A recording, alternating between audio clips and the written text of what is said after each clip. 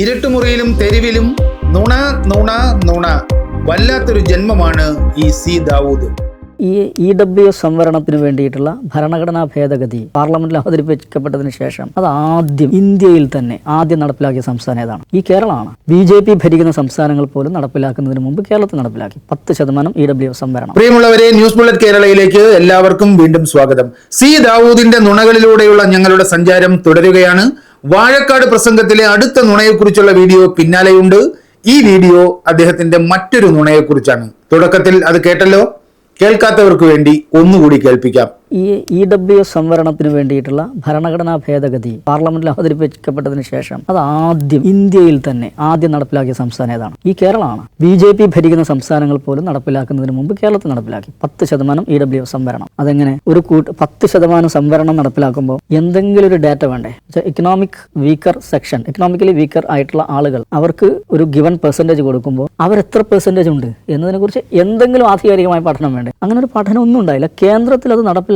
രണ്ടാം പക്കം കേന്ദ്രത്തിൽ ഈ ഭരണഘടനാ ഭേദഗതി പാർലമെന്റ് പാസ്സാക്കുന്നു. രണ്ടാം പക്കം കേരളത്തിൽ നടപ്പിലാക്കുന്നു. ദാവൂദ് പറയുന്നത് ഇതാണ്: EWS സംവരണം ഇന്ത്യയിൽ ആദ്യം നടപ്പാക്കിയ സംസ്ഥാനം കേരളമാണ്. ഒരു ഡാറ്റയും ഇല്ലാതെ, ഒരു പഠനവുമില്ലാതെയാണ് കേന്ദ്രം ഭരണഘടനാ ഭേദഗതി പാസാക്കിയതിന്റെ രണ്ടാം പക്കം കേരളത്തിൽ ഇത് നടപ്പിലാക്കിയത്. ദാവൂദിന്റെ ഉദ്ദേശം വ്യക്തമാണല്ലോ. മോദി പറയുന്നത് അക്ഷരം പ്രതി നടപ്പിലാക്കുന്നവരാണ് കേരളം ഭരിക്കുന്നത് എന്ന ഒരു പൊതുബോധം ഉണ്ടാക്കുന്നതിന് വേണ്ടിയാണ് അദ്ദേഹം ഈ കാര്യം പറയുന്നത്.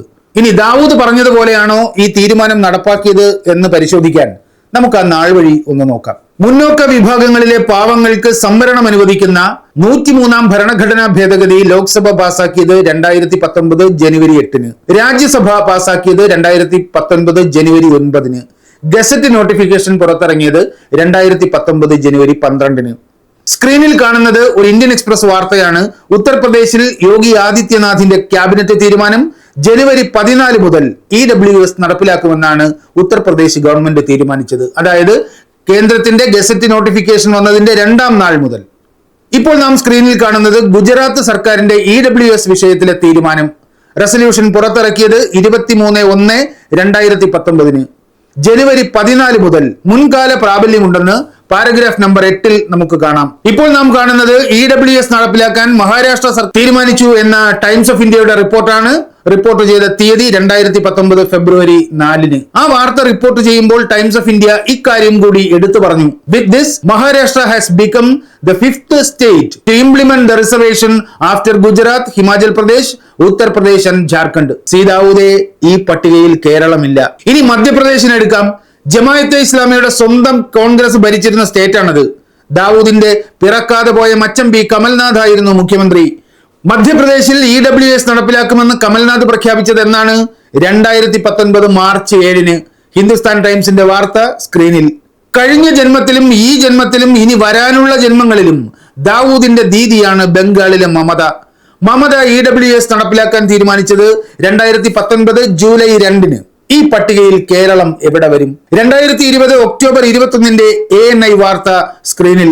വാർത്ത ഇങ്ങനെ: The Kerala Cabinet on Wednesday decided to amend reservation rules in the state and subordinate service rules by reserving 10% of government appointments in Kerala for economically weaker sections in the government category who are not eligible for any reservation. EWS നടപ്പിലാക്കുന്നതിന് KSSR amend ചെയ്യാൻ cabinet തീരുമാനിച്ചത് 2020 October 20-ന്. ഇനി ഇത് സംബന്ധിച്ച വല്ല പഠനവും കേരള സർക്കാർ നടത്തിയിരുന്നോ?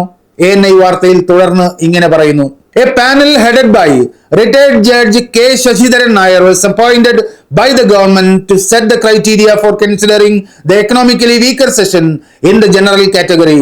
Based on the recommendations of this commission, eligible candidates will be selected on the basis of family income and financial backwardness. EWS സംബന്ധിച്ച ഭരണഘടനാ ഭേദഗതിയുടെ ഗസറ്റ് നോട്ടിഫിക്കേഷൻ കേന്ദ്രം പുറപ്പെടുവിച്ചത് 2019 ജനുവരി 12-ന്.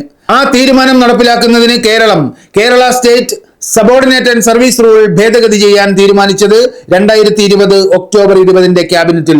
കേന്ദ്രം തീരുമാനിച്ച ശേഷം 1 വർഷവും 10 മാസവും കഴിഞ്ഞ് ഗുജറാത്തും ഉത്തർപ്രദേശും ഹിമാചൽ പ്രദേശും ജാർഖണ്ഡും മഹാരാഷ്ട്രയും മധ്യപ്രദേശും പശ്ചിമ ബംഗാളും ഒക്കെ EWS നടപ്പിലാക്കി എത്രയോ നാളുകൾക്ക് ശേഷം.